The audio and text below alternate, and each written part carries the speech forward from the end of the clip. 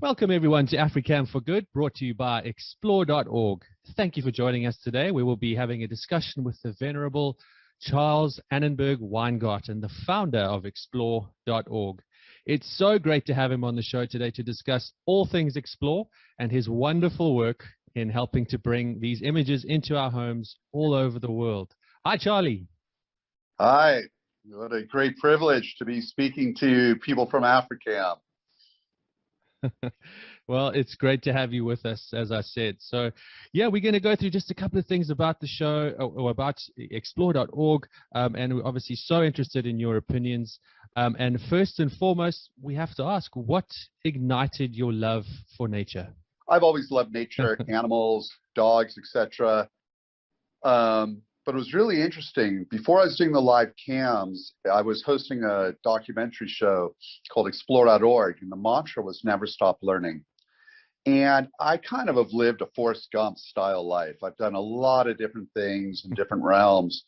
And one of the things that I observed through my travels is that no matter where you are in the world, you could go into any school, let's say like third grade to 6, 8 to 13-year-old, and above the ceiling, around the wall, are always drawings of these magnificent animals. And what I realized is the common denominator, the real language, is our connection to the natural world. It doesn't matter about politics. It doesn't matter about where you live. And that was like a pivotal point. And I've always believed in, I look at these animals like the animals on Africam, it's almost deities. They're so magical. And it just kind of, the path kind of took a turn from all these other films to focusing on the live cams and bringing people closer together, a community through animals and nature. So, well, we're all very excited that you came across that epiphany, because it's changed, I think, a lot of people's lives and their views on how to engage with nature. I think that's such a special thing about explore.org. Well, I like to joke. Once someone interviewed me and I said, I have an evil plan with Explore. And the plan is the mission. And the mission is simply to allow people to fall in love with the world, because we take care of what we love. So by dropping the breadcrumbs and allowing people to observe in the purest state nature, we develop a relationship.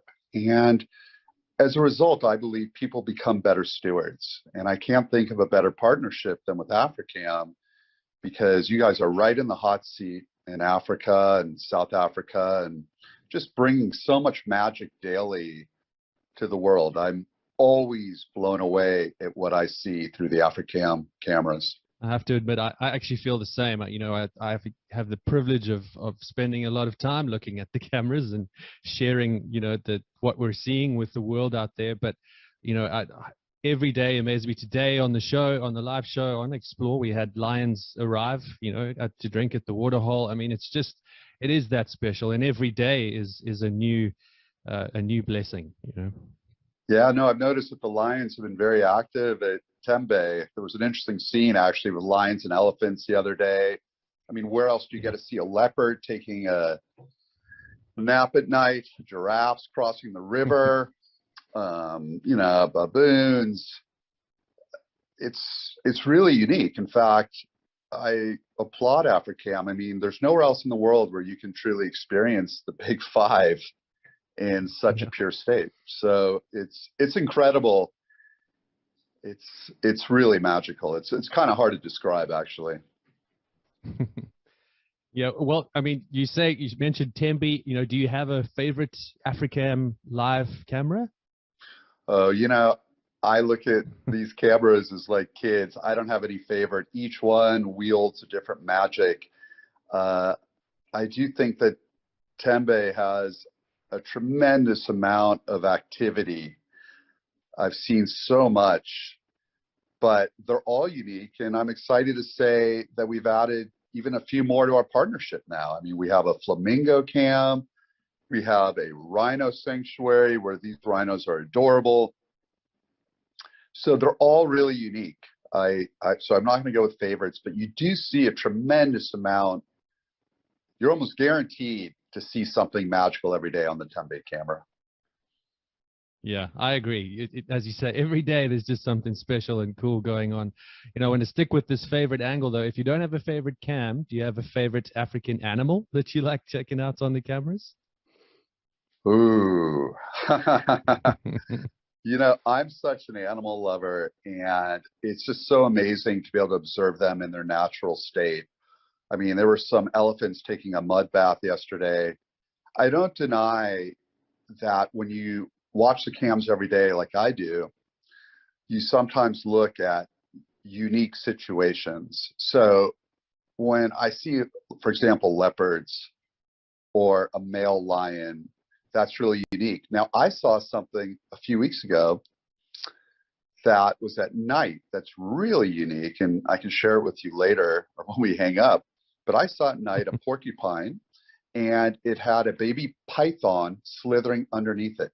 I mean, where else in the world are you seeing that? It's you would never see that if you were on a safari. So, wow, I'm a sucker when you see the baboons, it's the families. But I have to say, for me, a male lion or a leopard is pretty high up there. I mean, giraffes are stunning. What's there not to like? They're all so beautiful. What? Yeah, I agree with you. You've hedged your bets nicely there, giving us pretty much the broad spectrum of all the special animals that we get. But look, I'm the same. I have no real favorites. There's some that, some things, as you say, that are just so exciting. That little porcupine sighting you spoke about was, I've been working in the bush and on safari for 17 years, and I've never seen, that sort of interaction with a porcupine. And as you say, it's just so special that we get to watch without any real impact on the animals. Well, I think that's the beauty of it, is we're celebrating the purity of nature. And that's what I love about the live cams, because although I'm a big fan of all the nature shows that are made for television, they're manipulated. I mean, you edit to tell a story, to create emotional arcs, to persuade. And here it's just unfolding before your eyes. And that's extremely powerful. And the fact that there's very little human presence really allows you to observe the natural world in a way that doesn't exist. I mean, if you think about this, and I think about it a lot, what Africam and Explore has been doing has just completely transformed citizen science. Like all the most famous, like the Jane Goodalls, the scientists of the world, they never had access to animals this close. So that's what I love about Explore. For me, I call it Sesame Street for adults. I just love the purity of animals and the simplicity. But if you were a researcher, you can get information and data and write PhDs on this. So the whole spectrum is for everyone. It's amazing. Yeah, no doubt. I've seen the same thing. As you say, with having constant video access, and looking at something 24/7, the information you can garner from that is just unbelievable.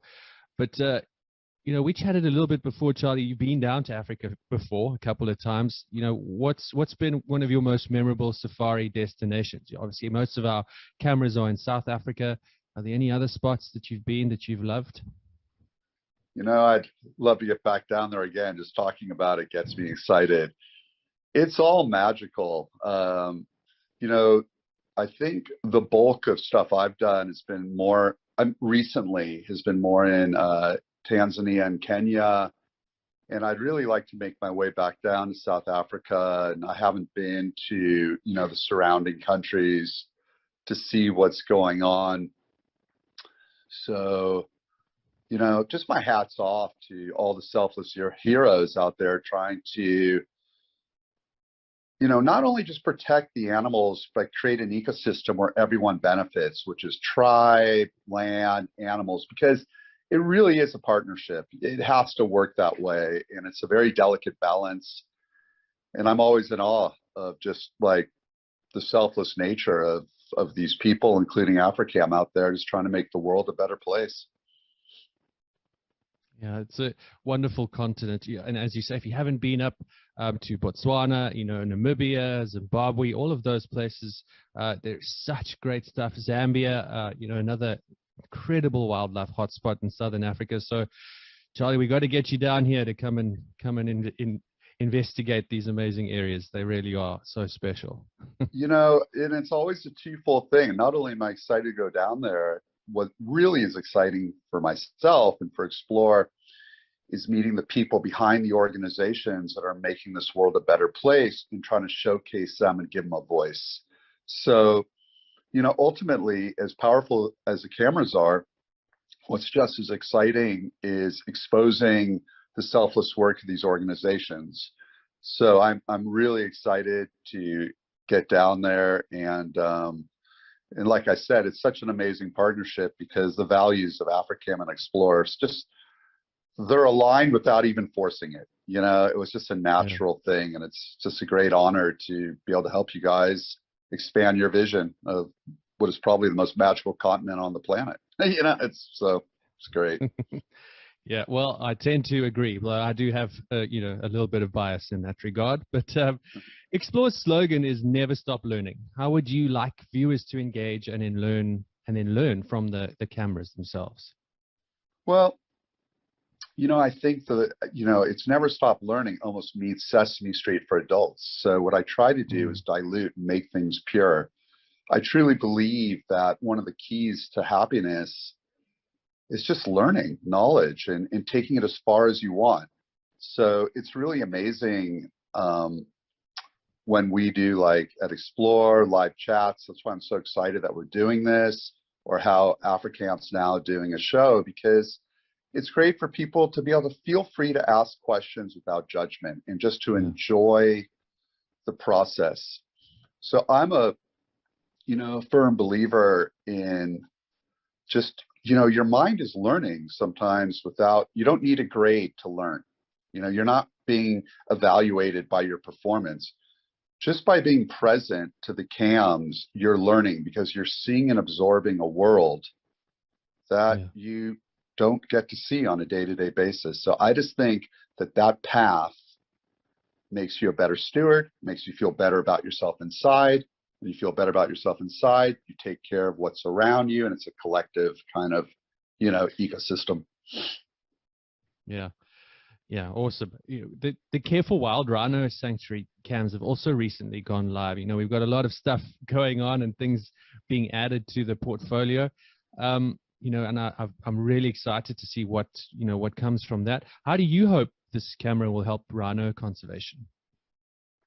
Well, you don't know. It's a tricky thing. But what I do know is, by being able to observe a rhino and seeing how really unique they are and see their personality, again, I go back to that simple truth that people will even develop more of an emotional attachment, realize how incredible they are, and hopefully want to get more involved. And that could be through time or giving.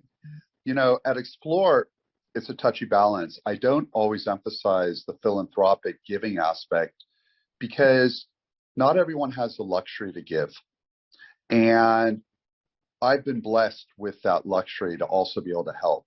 So to me, the first step is developing the emotional connection and the knowledge. And I find that people usually take care of what they love. And I know before with the rhinos, every rare occasion I've seen a rhino on an Africam, but we're not really allowed to report it because of fear of poachers.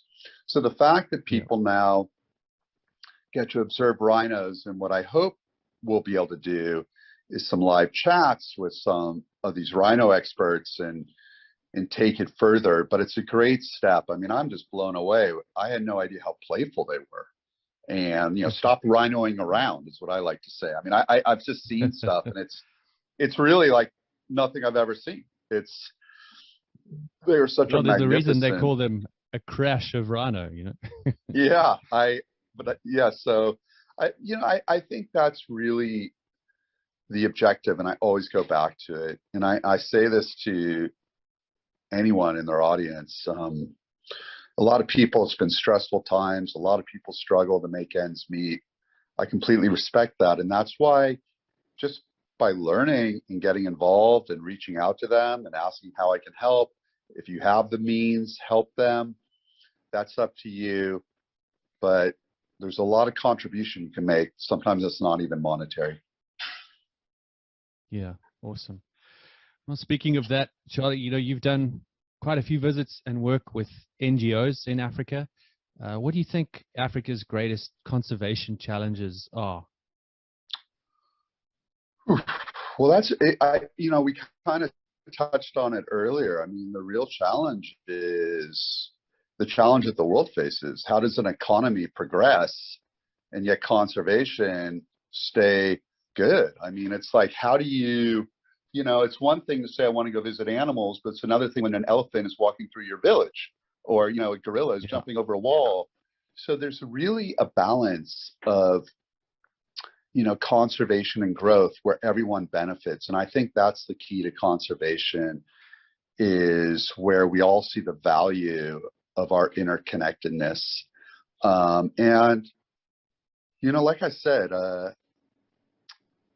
people, Africa is so big, but the people involved with conservation in Africa are truly extraordinary in, I think, pushing this balance.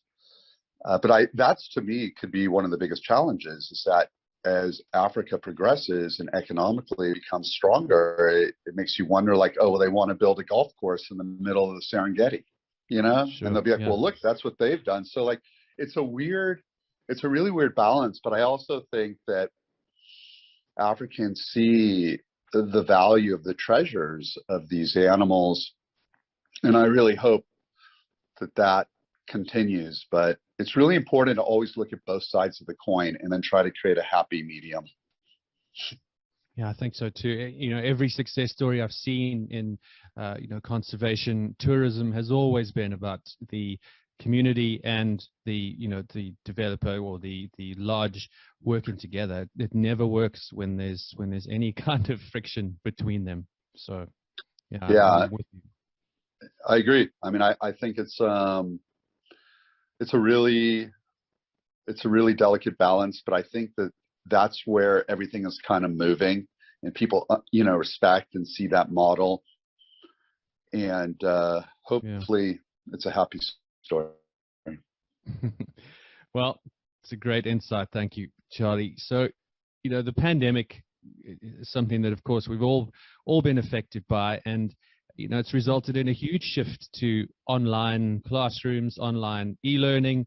How do you see Explore.org playing a role in this new normal? Well, it's interesting because when the pandemic began, we definitely had a surge in traffic, and it was kind of a blessing in disguise for us because we were able to expose to the world this beauty. And I find that growing. I'm always really amazed because, like Cam, we're a small team, so there's only so much you can do, but I'm always amazed at the feedback we get from teachers to elderly to all walks of life who use the camera as means of everything from emotional healing to class-based curriculum. This is a funny story, but when the pandemic first started, so my daughter was in high school. I don't know what they call it in South, if it's the same high school in South Africa or middle school. High school. And so, she had to stay here at the house because suddenly the schools were closed. And one day I walk in her room, and there she is in her biology class, and they're using Explore. They were looking at the cameras and talking about it. I'm like, hold on, that's one of our cameras. Do you want me to talk? She's like, no, the teacher has it covered. But like things like that, amaze me. And that's what I'm saying. Like, then she was this final year in high school. We get kindergarten teachers who use it. We get people in universities. We get scientists. But it's the same content. So, I find that really exciting. And I hope it branches out because it's really a unique tool. I'm kind of getting on a sidetrack here, so I apologize. But one of the things I love about Explore is that it doesn't matter if you have internet. It doesn't matter where you live, who you are, what your background is, what your economic status is. There's this beautiful community that's awaiting you, and you can take that learning as far as you want. It is free. It is pure. We don't have advertisements on it. There's no one trying to manipulate you. So you can mold this clay as you like for people. And that's, purity is a very rare currency in the world today. And if people could go out there and find a site as pure as Explore or Africam, please introduce it to me. Yeah, agreed. We've done, and seen such cool things out there, and people getting involved with the cameras, and as we've spoken about with Care for Wild coming in, and just a bunch of people all with the same idea on where we want to go with all of this, and how to get there is going to be difficult, but we've all got a pretty solid plan of where we want to get to. If you were going to look into the crystal ball, what are your hopes and dreams on how Explore can help conservation in Africa and make an impact? It's funny. There's ambitions and then there's simplicity. And there are two ways. And I believe, and like I said, that we are making an impact right now by just allowing so many people to observe this beauty and fall in love with it. So I really believe we're doing that. On a higher level, it's really exciting to work with the different NGOs and leaders down there to try to help develop programs that promote that conservation where everyone's winning, sustainability and education. And so it's a two-pronged attack, because as great as the animals are, it's the minds behind these organizations that are also uniquely, they're also an endangered species. So when you find people that are willing to selflessly give up a lot of the benefits of like business to preserve the world, they're very rare as well. And so I love that blend of finding minds and helping them. And that's where I hope it goes. I mean, you can only do so much. And I'm just blessed that my part of the pie is simply trying to create a platform to grow more as a person by observing nature. Well, thank you for talking with us today, Charlie. That was just a lovely insight into what you guys are trying to do over there at Explore, and of course, with us at Africam, keeping this team aligned and keeping things going forward. Well, like I said, I have nothing but admiration for you guys down at Africam. You're an amazing organization. Your work is best in class down there. Your intentions and heart are great. So it's a great honor. I'll just kind of joke at this to kind of wrap it up. Someone had interviewed me recently and they said, "How do you describe what you do, Charlie?" Now that's pretty tough. Like I said, I've lived a Forrest Gump life and done a lot. I said, well, for today, the way I look at Explore is Explore is running like the world's largest virtual zoo without bars. And I'm simply the tram driver. And I really welcome anyone to get on board. And I will do my best, I promise, to expose to you the magic of the world on a daily basis. And that's really, like, I hate to go down to that simple truth, but everyone is welcome.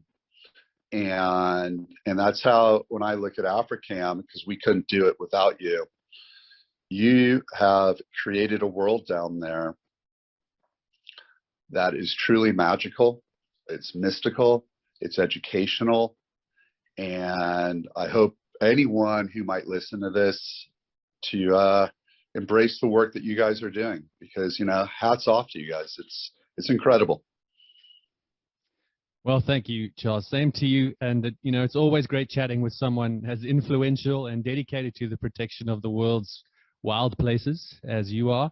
I know I'll be speaking for everyone out there when I say it's so great to have a platform like this where we can all, share our passion for wildlife, and a little bush cat like myself can share my knowledge with the explore.org community to people all over the world at a time when people may not be able to get out into the wild. So I look forward to seeing what the future holds for Explore. And if you're ever down in South Africa, let's go on safari, man. Let's get into Botswana. Let's get up, into the countries around us. We can have an amazing time. It's going to happen sooner than you think. I have the itch big time. And it's funny. I've been thinking about it. As a kid, the first time I ever left America, I was a late bloomer as a traveler, was a trip down to South Africa. So it was my first trip.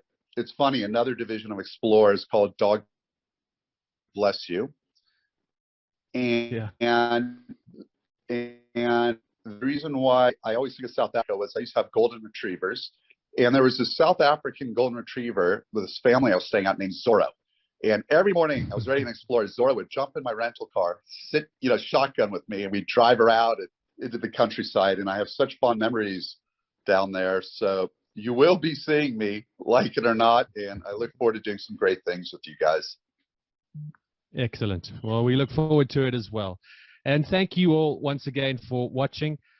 Please join us again next week for Africam4Good, brought to you by explore.org. And don't forget to subscribe to become a part of the great Explore community that we've been chatting about for the last half hour or so.